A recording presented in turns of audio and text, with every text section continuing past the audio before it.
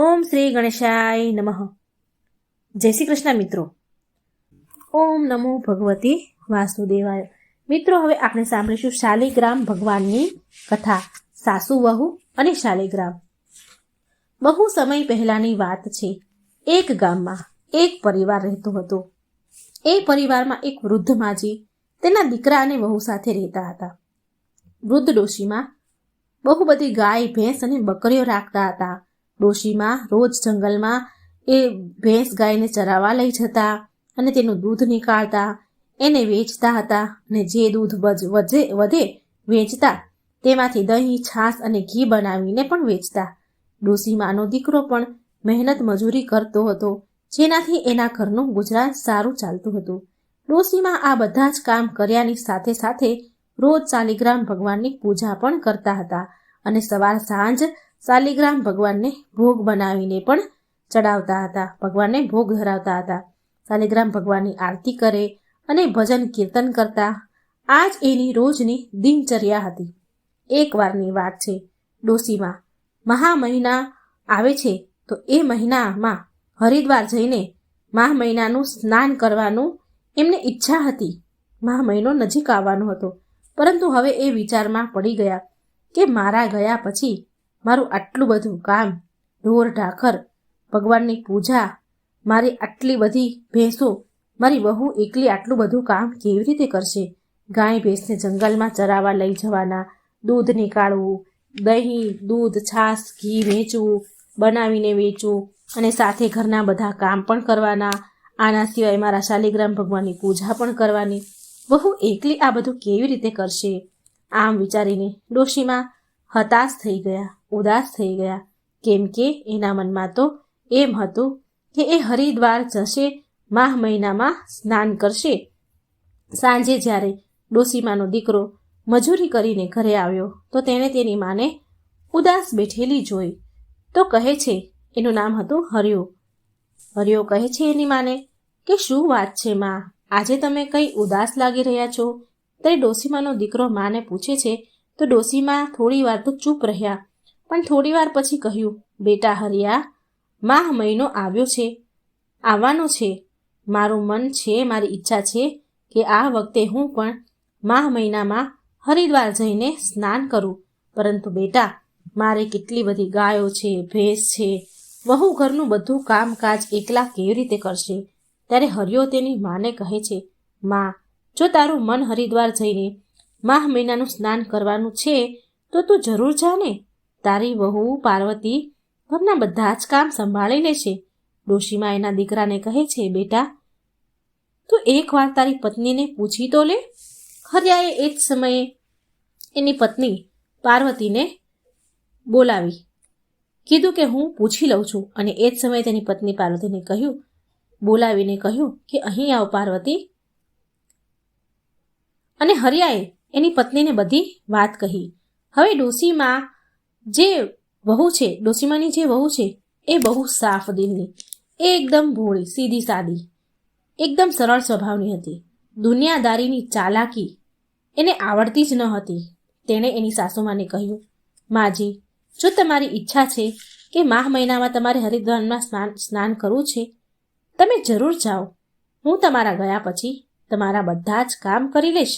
ડોશીમાએ તેની વહુને ગાય, ભેંસ, બકરીના બધા જ કામ વહુને સોંપી દીધા અને કહ્યું કે તારે રોજ દૂધ, દહીં વેચવા પણ જવાનું છે, ઢોરને ચારવા પણ જવાનું છે. પછી સ્નાન કર્યા બાદ મારા ભગવાન શાલિગ્રામની પૂજા પણ કરવાની છે, ભગવાનને સ્નાન કરાવવાનું છે, ઘીનો દીવો કરવાનો છે, સવાર સાંજ આરતી કરી અને મારા ઠાકોરજીને ભોગ પણ ચડાવવાનો છે, ભોગ ધરાવવાનો છે. વહુએ બધું જ કામ તેની સાસુમા પાસેથી સારી રીતે સમજી લીધું. ત્યારે ડોશીમાને શાંતિ થઈ અને પાછા એ ડોશીમા 1 મહિના માટે હરિદ્વારમાં માઘ મહિનાનું સ્નાન કરવા માટે ચાલ્યા ગયા. હવે બીજે જ દિવસે ડોશીમા ગયા, એના બીજે જ દિવસે ડોશીમાની વહુ સવારે જલ્દી ઉઠીને શાલિગ્રામ ભગવાનને સ્નાન કરાવે છે, ઘીનો દીવો કર્યો, આરતી કરી અને ભોગ બનાવીને શાલિગ્રામ ભગવાનને એક થાળીમાં ભોજન પીરસી દીધું અને એક લોટામાં જળ ભરી અને ભગવાન પાસે મૂક્યું. અને વહુ કહે છે, હે શાલિગ્રામ ભગવાન, તમે ભોજન કરી લેજો અને પાણી પણ પી લેજો. હું આવીને એઠા વાસણ લઈ જઈશ, કેમ કે મારે હજી ઘરના ઘણા બધા કામ બાકી છે કરવાના. આમ કહીને ડોસીમાની વહુ પાર્વતી ગાય ભેંસ અને બકરીઓનું દૂધ નીકાળીને વેચવા ચાલી ગઈ. જ્યારે પાર્વતી બધા કામ કરી પાછી આવી તો તેણે જોયું કે શાલિગ્રામ ભગવાન પાસે ભોજનની થાળી હજી એમની એમ જ છે, એમાંથી ભોજન હલ્યું પણ નથી. હવે ડોસીમાની વહુએ વિચાર્યું, લાગે છે મારી પૂજા પાઠમાં કોઈ કમી હશે, માટે ઠાકોરજીએ ભોજન નથી કર્યું. શાલિગ્રામ ભગવાનને સાસુમાની યાદ આવતી લાગે છે, માટે એમણે ભોજન નથી કર્યું. પછી થોડીવાર માટે પાર્વતીએ આંખો બંધ કરી અને શાલિગ્રામ ભગવાનની સ્તુતિ કરવા લાગી અને બોલી, હે ઠાકોરજી, હે ભગવાન, આજે મારી પૂજામાં પાઠમાં કોઈ ભૂલ થઈ ગઈ હોય તો મને માફ કરી દેજો, પણ તમે ભોજન કરી લો. અને પછી તેણે વિચાર્યું, લાગે છે કે મેં આજે પડદો નથી કર્યો, પડદો નથી પાડ્યો, માટે ભગવાન શાલિગ્રામ એ ભોજન નથી કરતા હોય. પછી પાર્વતી મંદિર પાસેથી ઊભી થઈ અને ભગવાનનો પડદો પાડી દીધો અને બોલી, હે શાલિગ્રામ ભગવાન, મેં પડદો લગાવી દીધો છે, હવે તમે ભોજન કરી લો, તમને કોઈ નહીં જુએ. હું થોડી વારમાં પાછી આવું છું, મારે ઘરના બીજા કામ બાકી છે. આટલું કહીને પાર્વતી ત્યાંથી ચાલી ગઈ અને ઘરનું કામ પૂરું કરીને ફરીથી મંદિરમાં પાછી આવી અને તેણે ફરી પડદો ઉઠાવીને જોયું તો ભોજનની થાળી એમની એમ ભરેલી જોઈ. પછી પાર્વતી બોલી, હે ઠાકોરજી, જો તમે ભોજન નહીં કરો તો હું પણ ભોજન નહીં કરું, કારણ કે મારી સાસુમાં તો પૂરા 1 મહિના માટે હરિદ્વારમાં માહ મહિનાનું સ્નાન કરવા માટે ગયા છે. જો તમને મારી સાસુની યાદ આવે છે તો તમે ચિંતા ન કરો, 1 મહિના પછી માજી પાછા આવશે ત્યારે તમારી સેવા પૂજા પાઠ કરશે, તમને ભોજન પણ પીરસશે. અત્યારે તમે ભોજન કરી લો ને પ્રભુ. જો તમે આવી રીતે 1 મહિના સુધી કંઈ નહીં ખાઓ તો તમે બહુ કમજોર થઈ જશો, બિલકુલ દુબળા પાતળા બની જશો અને બીમાર પડી જશો. પછી મારી સાસુ જ્યારે આવશે અને તમને જોશે તો મારાથી ગુસ્સો કરશે, નારાજ થઈ જશે, મને બોલશે. માટે ભગવાન, તમે ખાઈ લો ને, તમે ભોજન નહીં કરો તો હું પણ ભોજન નહીં ખાઉં. અને આ બધું સાંભળીને જોઈને ઉપર બેઠેલા ભગવાન શાલિગ્રામ મનમાં ને મનમાં વિચાર કરે છે કે આ ડોશીમાની વહુ તો બહુ ભોળી છે. જો એ પૂરા 1 મહિના સુધી એ ભોજન નહીં ખાય તો વહુ તો બિચારી બીમાર પડીને મરી જશે અને આની હત્યાનું પાપ મારા માથા ઉપર ચડશે. મારા કારણે તેણે ભોજન નથી કર્યું. ત્યારે શાલિગ્રામ ભગવાન એક નાના બાળકનું રૂપ લે છે. નાના હાથ, નાના પગ, પીળા રંગના ધોતી અને કુર્તો પહેરીને, હાથમાં મુરલી, પગમાં ચાંદીના કડા, ગળામાં સોનાની માળા, હાથમાં વાંસની મુરલી લીધી અને ત્યાં શાલિગ્રામની જ્યાં મૂર્તિ હતી ત્યાં પ્રગટ થયા અને તેમણે બધું જ ભોજન કરી લીધું અને જે લોટામાં પાણી પણ મૂક્યું હતું એ પણ પી લીધું. અને ડોશીમાની વહુને શાલિગ્રામ ભગવાન કહે છે, બેટા, મેં બધું ભોજન જમી લીધું છે, હવે તું પણ ભોજન કરી લે અને હું તારી ગાય ભેંસ અને બકરીઓને જંગલમાં ચરાવીને આવું છું, સાંજે જ ઘરે પાછું આવીશ. ત્યારે પાર્વતી બોલી, હે ઠાકોરજી મહારાજ, તમે શું અમારા ઢોરને ચરાવવા જશો? જો મારી સાસુને ખબર પડશે ને તો એ બહુ નારાજ થશે, મારા પર બહુ ગુસ્સો કરશે. ત્યારે શાલિગ્રામ ભગવાન બોલ્યા, અરે પાર્વતી, આખો દિવસ હું ઘરમાં રહીશ તો મારું મન પણ નહીં લાગે. આવી રીતે જો હું તારી બકરી ગાય ભેંસ ચરાવીને લાવીશ તો મારો આખો દિવસ નીકળી જશે.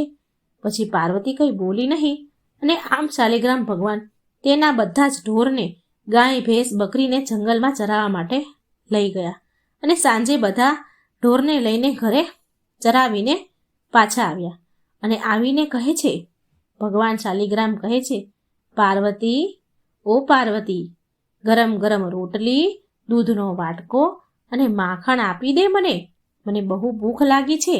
ડોશીમાની વહુએ ભગવાનની વાત સાંભળી અને તેમને જલ્દીથી આસન પર બેસાડ્યા અને ભોજનની થાળી પીરસી.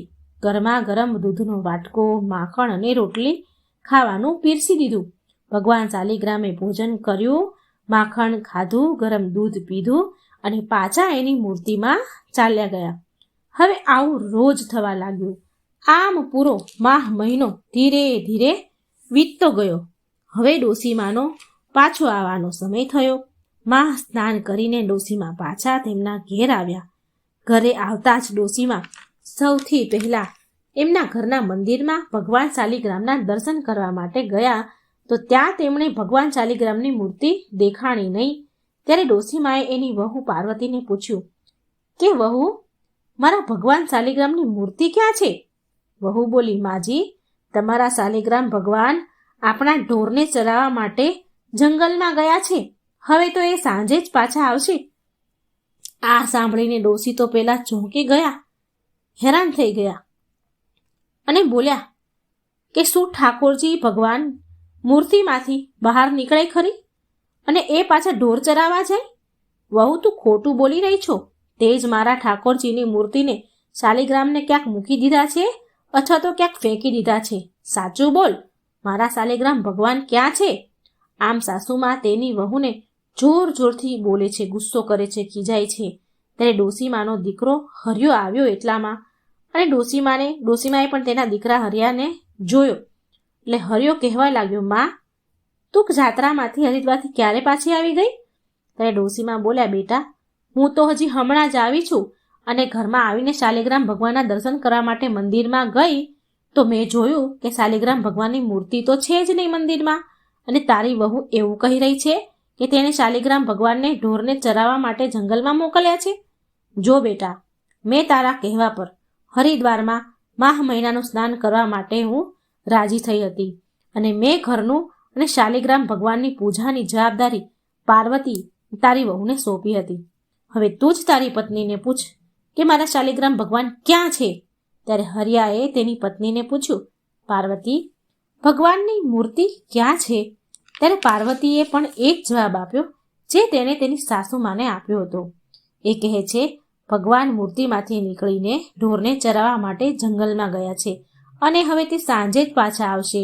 ત્યારે ડોસીમાં તેના દીકરાને કહે છે, સાંભળી લીધું હરિયા? ક્યાંક મૂર્તિમાંથી ભગવાન ક્યાંય બહાર નીકળે ખરી? સાંભળ્યું ને તે? ત્યારે હરિયો બોલે કે માં, અત્યાર સુધી તમે 1 મહિના સુધી ધીરજ રાખી છે ને, તો હવે સાંજ સુધી થોડી વધારે ધીરજ રાખી લો. બધી હકીકત સાંજ થતાં ખબર પડી જશે. ધીરે ધીરે સાંજ પડી. ભગવાન શાલિગ્રામ પણ હવે ગાય ભેંસને લઈને ઘરે આવ્યા. ઢોર ચરાવીને ઘરે પાછા આવ્યા અને ડોસીમાની વહુને કહે છે, અરે પાર્વતી, ઓ પાર્વતી, ગરમ ગરમ રોટલી અને દૂધનો વાટકો માખણ આપી દે મને બહુ ભૂખ લાગી છે. શાલિગ્રામ ભગવાન અને તેનો અવાજ માત્ર વહુને જ સંભળાતો અને ભગવાન દેખાતા, પણ ડોશીમા અને તેના દીકરાને ના તો અવાજ સંભળાતો અને ના ભગવાન દેખાયા. ત્યારે વહુ તેની સાસુમાને કહે છે, જુઓ માજી, આવી ગયા ને તમારા શાલિગ્રામ ભગવાન. હવે તમે જાતે જ પૂછી લો તમારા ભગવાનને. ત્યારે ડોશીમા અને તેનો દીકરો હરિયો બોલ્યો, પાર્વતી, ક્યાં છે શાલિગ્રામ ભગવાન? અમને તો ક્યાંય નથી દેખાતા. અને ત્યારે વહુ કહે છે, જુઓ, અહીં સામે તો ઊભા છે, મને તો દેખાય છે. ત્યારે ડોશીમા તેના દીકરાને કહે છે, જો બેટા હરિયા, હું સાચું કહું છું ને? તારી વહુ કેટલું ખોટું બોલી રહી છે. તું પણ અહીં જ ઊભો છે મારી સામે ને. સવારથી સાંજ થઈ ગઈ, પણ આ તારી વહુ બહાના જ કાઢી રહી છે ક્યારની, ખોટું જ બોલી રહી છે. આ સાચું નથી બોલતી.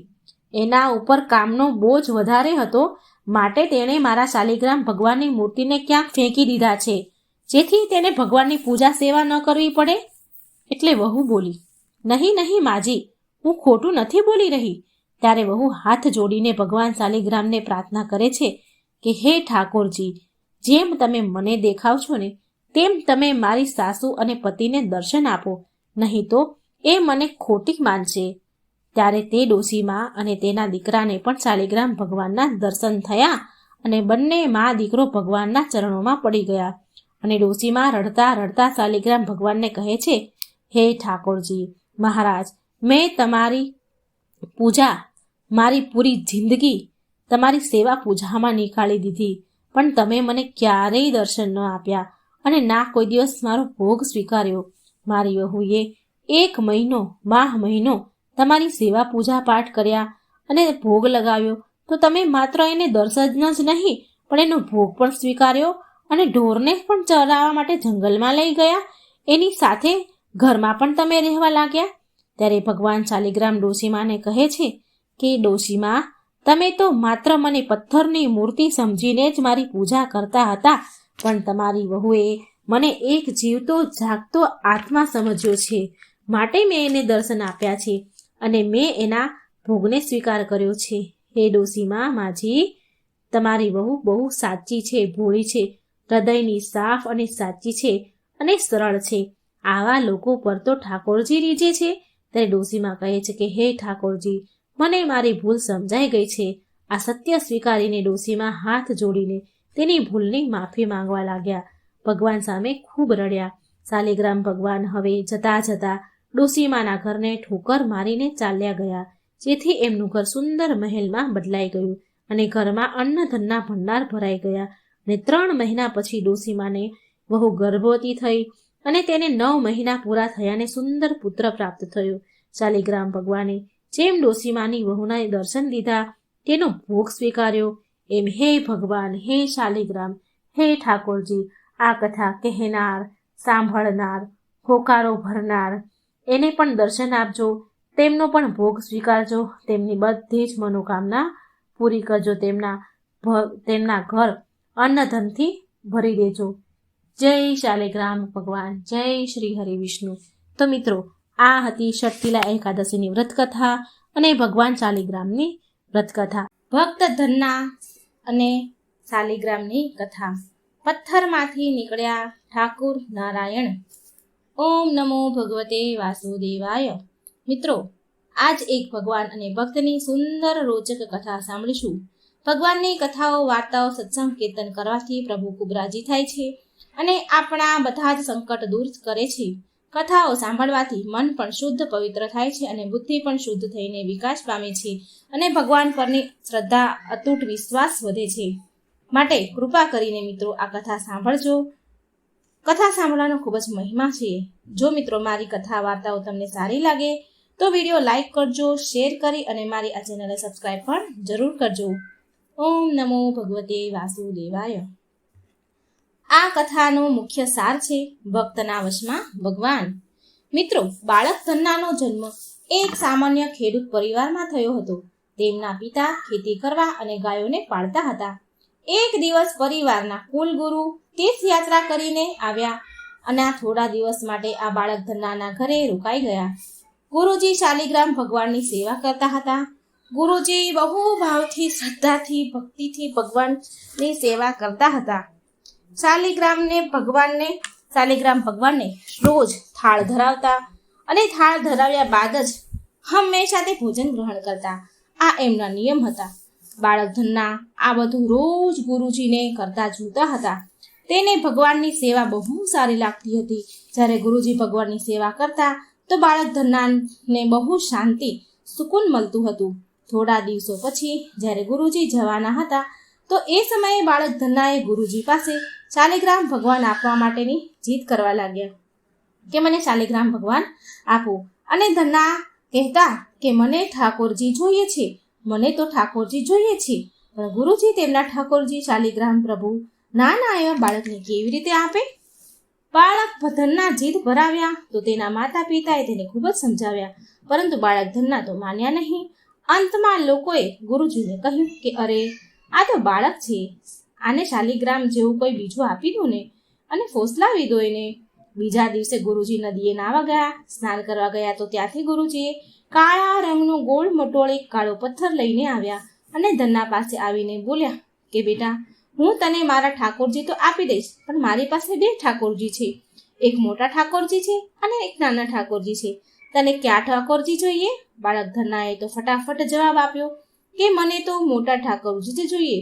ગુરુજી પણ આવું જ ઈચ્છતા હતા. ત્યારે ગુરુજીએ આ બાળકને ધન્નાને મોટા ઠાકોરજી શાલિગ્રામ આપી દીધા. હવે ઠાકોર શાલિગ્રામને મેળવીને બાળક ધન્ના બહુ પ્રસન્ન થયા છે, બહુ રાજી થયા. એ બહુ ભાવથી એ ભગવાનની શાલિગ્રામની સેવા કરવા લાગ્યા. જ્યારે બાળક ધન્ના ગાયો ચરાવવા ખેતર તરફ જાય તો ઠાકોરજીને તેની સાથે લઈ જાય, શાલિગ્રામ શિલાને તેની જોડે લઈ જાય. બાળક ધન્નાની માતા તેને બાજરાના રોટલો, શાક, અથાણું અને ગોળ ખાવા માટે આપતા હતા. તો બાળક જ્યારે ધન્ના ચરાવવા જાય ત્યારે એ ખાવાનું જોડે લઈ જાય. બાળક ધન્નાએ નિશ્ચય કર્યું કે આ ઠાકોરજીને ભોગ ધરાવીને જ હવે હું ભોજન ખાઈશ. બાળક ધન્નાએ જ્યારે ખેતરમાં પહોંચ્યા તો પ્રેમથી ઠાકોરજીને પોકારવા લાગ્યા. બાળક ધન્નાએ નિર્ણય કર્યો કે જ્યાં સુધી ઠાકોરજી પ્રગટ થઈને આ ભોજન નહીં ખાય ત્યાં સુધી હું પણ ભોજનનો એક પણ ટુકડો નહીં ખાઉં, જ્યાં સુધી ભગવાન નહીં ખાય. જ્યારે ઠાકોરજીને ધરાવેલો ભોગ ખાધો નહીં, ભગવાને જ્યારે ખાધો નહીં, તો બાળક ધન્નાએ સાંજ પડતા રોટલા જે શાક જે બધું લાયા હતા એ ગાયોને ખવડાવી દીધું. સાંજ સુધી બાળક ધન્નાએ વાટ જોઈ કે ભગવાન ખાઈ લે, પણ ભગવાને ખાધું નહીં. તો એણે પણ ન ખાધું અને બધું જ જમવાનું ગાયને આપી દીધું. 3 દિવસ સુધી આવું ચાલતું રહ્યું. ના તો ઠાકોરજી જમવા આવ્યા કે ના તો બાળક ધન્નાએ ભોજન કર્યું. 3 દિવસ સુધી ભૂખ્યો રહ્યો. હવે ચોથો દિવસ હતો. ચોથા દિવસની વાત છે. બાળક ધન્નાની માતા ફરીથી રોટલી લઈને આપે છે. રોટલો, શાક, ગોળ બધું બાળક ધન્નાને ગાયો ચરાવવા જાય ત્યારે આપે છે. હવે બાળક ધન્ના ખેતરમાં જોરથી રડવા લાગ્યા અને ઠાકોરજીને પુકારવા લાગ્યા અને કહે છે કે ઠાકોરજી, તમે તો મોટા ઠાકોરજી છો, તમને તો લોકો રોજ 56 પ્રકારના ભોગ ચડાવતા હશે, પણ હું તો બાળક છું અને 3 દિવસથી ભૂખ્યો છું. તમને તો મારા ઉપર દયા પણ નથી આવતી. પ્રભુ, થોડી મારા ઉપર દયા ખાઈને જ પણ મારા પર પ્રગટ થઈ જાઓ અને થોડું જમી લો. આ ભોગ ધરાયો છે એ જમી લો. બાળક ધન્નાના ભોળા મનથી કરેલી પ્રાર્થનાથી ભગવાન સાક્ષાત શાલિગ્રામ ભગવાન વિષ્ણુ હરિ પ્રગટ થયા. તેના ઠાકોરજીને જોઈને બાળક ધન્ના બહુ પ્રસન્ન થયા. તેમણે ઠાકોરજીને તેની માતાની આપેલી બાજરાનો રોટલો, શાક અને ગોળ ખાવા આપ્યા. ઠાકોરજી તો બહુ પ્રેમથી બાજરાનો રોટલો, શાક, ગોળ ખાવા લાગ્યા. એ રોટલામાંથી 2 રોટલા ઠાકોરજીએ ખાધા અને હવે ત્રીજો રોટલો જ્યારે ઠાકોરજી ભગવાન ખાવા જાય છે ત્યાં બાળક ધન્નાએ તેમનો હાથ પકડી લીધો અને બોલ્યા કે બધા જ રોટલા જો તમે ખાઈ જશો ઠાકોરજી, મને પણ ભૂખ લાગી છે, તો હું શું ખાઈશ? હું તો 4 દિવસથી ભૂખ્યો છું, મેં કંઈ પણ ખાધું નથી. 2 રોટલા તમે ખાધા ને, હવે 2 રોટલા મારી માટે રહેવા દો. પછી ભગવાન તો મંદ હસવા લાગ્યા અને વધેલા 2 રોટલા ધન્નાએ ખાધા, જે ઠાકોરજીએ ધન્ના માટે વધાર્યા હતા. હવે તો એમનો રોજનો નિત્ય નિયમ બની ગયો. બાળક ધન્ના જ્યારે પણ ગાય ચરાવવા જાય તો ભોજન ખેતરમાં જઈને ભગવાન ઠાકોરજી સાથે જ કરે. એક દિવસ ભગવાને બાળક ધન્નાને કહ્યું કે તું મને રોજ રોટલો ખવડાવે છે, તું મને રોજ ભોજન કરાવે છે, તો હું મફતમાં રોટલા નથી ખાવા માંગતો, એના બદલામાં હું તારું કંઈ કામ કરી આપીશ. બાળક ધન્ના બોલ્યા કે હું તો બાળક છું, હું તો માત્ર ગાયો જ ચરાવું છું, હું તમને શું કામ બતાવી શકું? તારા ઠાકોરજી ભગવાન બોલ્યા, તો સારું, હું તારી ગાયો જ ચરાવી આપીશ. એ દિવસથી ઠાકોર ભગવાન બાળક ધન્નાની ગાયો ચરાવવા લાગ્યા. આસપાસ ગામના લોકો બાળક ધન્નાને એકલા વાત કરતા જોવા લાગ્યા, કારણ કે ભગવાન તો દેખાય નહીં, પણ બાળક ધન્ના ભગવાન સાથે વાત કરે એટલે બધાને એમ થયું કે આ બાળક ધન્ના એકલો બડબડી રહ્યો છે અને એના પર હસે. એની માતાને જઈને લોકો કહે કે ધન્ના તો ગાંડો થઈ ગયો છે, એકલો બડબડી રહ્યો હોય છે ખેતરમાં. હવે આવી વાત સાંભળીને બાળક ધન્નાની માતા બહુ હેરાન પરેશાન થઈ ગઈ કે અરે રે, મારા છોકરાને શું થઈ ગયું છે? તેમના માતા પિતાએ વેદ, ઝાડુ, ટોણા, ટોડકા બધાને જ વધાવ્યું, બધી જ રીત અપનાવી, પણ ધન્ના ઉપર તો ભગવાન ઠાકોરજીનો રંગ ચડી ગયો હતો. એ ઠાકોરજીની ભક્તિમાં લીન થઈ ગયો હતો અને એને દુનિયાની કોઈ પણ ચિંતા પરવા હતી નહીં. ભગવાને ધન્નાને હૃદયથી લગાડી દીધો. ભગવાન એને હૃદયથી લગાડે છે કારણ કે બહુ ભોળો હતો. ત્યાર પછી બાળક ધન્ના સાધુની સેવા કરવા લાગ્યો. જ્યારે પણ તેના ગામમાં કોઈ સાધુ સંત આવતા તો બાળક ધન્ના તેને તેના ઘરે લઈ આવે અને બહુ પ્રેમથી એમની સેવા કરતા અને ભોજન ખવડાવતા. સંતોની સેવાના કારણે હવે એના ઘરે દૂરથી સાધુ સંતો આવવા લાગ્યા. બાળક ધન્ના બધાને પ્રેમથી આદર સત્કાર કરે અને એ બધાને ભોજન ખવડાવે, એમની સેવા કરે. હવે એક દિવસની વાત છે. તેમના પિતાને આ બધું ગમતું નહીં. મતલબ કે એમના પિતાએ બાળક ધન્નાને કહ્યું કે જો બેટા ધન્ના, મહિનામાં એકાદ વાર કોઈ સાધુ સંત આપણા ઘરે આવી જાય અને આપણા ઘરે એ આવી શકે છે અને આપણા ઘરે એકાદ વાર ભોજન કરી શકીએ છીએ, આપણે એટલું કરી શકીએ, આપણે એટલું કરાવી શકીએ. પણ હવે તારી સાધુ સાથે એવી મિત્રતા થઈ ગઈ છે કે દર બીજે ત્રીજે દિવસે કોઈ ને કોઈ સાધુ ચાલ્યા જ આવે છે. આ યોગ્ય નથી, ઠીક નથી ધન્ના. અમે અમારી ખેતીવાડીનું કામ કરીએ કે આ બધા સાધુ સંતોની સેવા કરીએ, તારું પાલન પોષણ અમે કરીએ છીએ અને ઉપરથી તું બીજા સાધુઓને બોલાવી લાવે છે. આ પ્રકારે આવા નકામા કામ ધંધા વગરના સાધુઓની સેવા કરવી યોગ્ય નથી ધન્ના. માટે એકવાર કાન ખોલીને સાંભળી લે. આજ પછી જો કોઈ સાધુને લઈને ઘરે આવ્યો છે ને તો હું તને ઘરમાં નહીં ઘૂસવા દઉં. જો તારે સાધુઓની સેવા કરવી જ હોય ને તો પહેલા કમાણી કર, કમાઈને લાવ, પછી તારી કમાણીથી સાધુની સેવા કરજે. પિતાજીની વાત સાંભળીને બાળક ધન્ના ઉદાસ થઈ ગયો અને ચૂપચાપ ઊભો રહી ગયો. ત્યારે પિતાજી ધન્નાને ખીજાઈને કહે છે, બહુ ક્રોધમાં આવીને બોલ્યા, આજ પછી કોઈ સાધુને ઘરે લઈને ન આવતો અને જા જઈને ખેતરમાં ઘઉં રોપવા જા. ખેતર તૈયાર છે. બોરીમાં જે ઘઉં, જો પેલી બોરી પડી છે એમાં જે ઘઉં છે, જે બિયારણ છે એ રાખ્યું છે એને બળદ ગાડામાં મૂકીને લઈ જા અને ખેતરમાં જઈને રોપવા લાગ. બાળક ધન્નાએ બળદ ગાડામાં રોપવા માટે ઘઉંનું જે બોરી હતી એ બળદ ગાડામાં મૂકી રોપવા માટે નીકળ્યા. બાળક ધન્નાએ હજી થોડે દૂર પહોંચ્યા ત્યાં જ રસ્તામાં તેને એક થોડા સાધુઓનું ટોળું દેખાણું.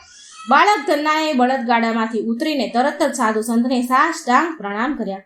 હવે બાળક ધન્ના મનમાં વિચારવા લાગ્યા કે હજી હમણાં જ પિતાજીએ મને સાધુઓને ઘરે લઈ જવાની ના કહી છે. જો હું ખેતરમાં બીજા બધા ઘઉં રોપવાને બીજ રોપવાના બદલે આ સાધુ સંતોને ઘરે લઈને ગયો તો પિતાજી તો આકાશ માથે ઉપાડી લેશે અને આ સાધુઓને પણ ભગાડી દેશે. ત્યારે બાળક ધન્ના થોડો વિચાર કરે છે અને બોલ્યા, સાધુઓને કહે છે, મહારાજ અત્યારે ઘરે કોઈ નથી, હું પણ ખેતર તરફ જઈ રહી છું, તમે પણ મારી સાથે સાથે ચાલો. એટલે સંત બોલ્યા, ઠીક છે, સારું, અમારે તો તમને જ મળવું હતું, હવે તમે અમને જ્યાં પણ લઈ જાઓ ત્યાં અમે જઈશું. ખેતરમાં ઝાડ નીચે બનેલા ચબૂતરા પર સાધુને બેસાડ્યા અને બોલ્યા કે મહારાજ તમે થોડી વાર માટે અહીં આરામ કરો, ત્યાં સુધીમાં હું તમારા માટે ભોજન પાણીની વ્યવસ્થા કરું છું. આટલું કહીને ધન્ના સીધો બળદગાડું લઈને કરિયાણાની દુકાને ગયો.